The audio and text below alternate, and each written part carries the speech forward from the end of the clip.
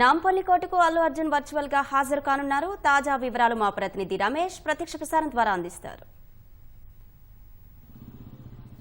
మరి కాసేపట్లో నాంపల్లి కోర్టులో వర్చువల్గా అల్లు అర్జున్ హాజరు కానున్నారు. ఇప్పటికే ఈ సంధ్యా థియేటర్ ఘటనకు సంబంధించి కూడా ఇటు హైకోర్టులో ముందస్తు బెయిల్ వచ్చిన నేపథ్యంలో రెగ్యులర్ బెయిల్ నాంపల్లి కోర్టులో వేయాలని చెప్పి కూడా హైకోర్టు సూచన మేరకు ఈరోజు జ్యుడిషియల్ రిమాండ్ 14 రోజుల పాటు జ్యుడిషియల్ రిమాండ్ కూడా పూర్తి కావడంతో కూడా మరొకసారి అతనికి సంబంధించిన వర్చువల్గా విచారణకు హాజరై తర్వాత అతనికి సంబంధించిన బెయిల్ పై కూడా వాదనలు అయితే కొనసాగించే అవకాశం ఉంది. అయితే ఇప్పటికే అతని న్యాయవాదులు నిరంజన్ రెడ్డి తర్వాత అశోక్ రెడ్డి కూడా నాంపల్లి కోర్టుకు చేరుకున్నారు. అయితే ఈ నేపథ్యంలోనే తాజాగా గత 2 రోజుల కింద అయితే అల్లు అర్జున్కి సంబంధించి కూడా అతని స్టేట్మెంట్ అయితే పోలీసులు రికార్డ్ చేయడం జరిగింది. ఈ ఘటన పైన ఏం జరిగింది, ఆ ఘటనకు సంబంధించి కూడా ఘటనలో రేవతి అనే మహిళ మృతి చెందడంతో పాటు అతని కుమారుడు ఇంకా వైద్యులకు సంబంధించి కూడా చికిత్స పొందుతున్నారు. కాబట్టి ఈ ఘటన పైన పూర్తి వివరాలు దాదాపు 3 గంటల పాటు అతని స్టేట్మెంట్ అయితే పోలీసులు అయితే రికార్డ్ చేసి వాటికి సంబంధించిన ఏవైతే స్టేట్మెంట్ రికార్డు ఉందో వాటిని కూడా నాంపల్లి కోర్టులో పోలీసులు అయితే హాజరుపరిచే అవకాశం ఉంది. దానికి సంబంధించి తో పాటు ఇటు వాదనలు కూడా కొనసాగే అవకాశం ఉంది. ఎందుకంటే బెయిల్ పైన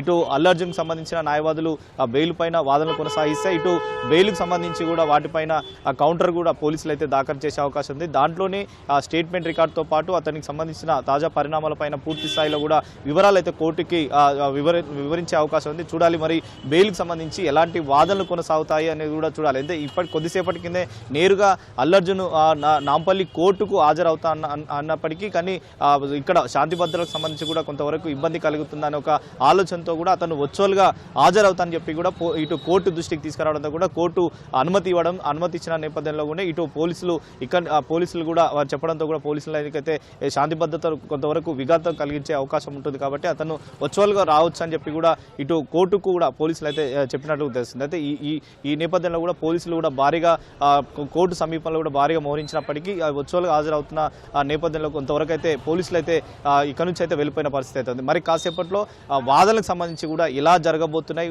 ఇటు బెయిల్ పైన కానీ తర్వాత ఇటు పోలీసులు కూడా వాదనలు ఏ విధంగా కొనసాగిస్తారు అనేది కూడా కొద్దిసేపున తర్వాత కూడా వెయిట్ చేయాల్సిన అవసరం ఉంది. Photo studio.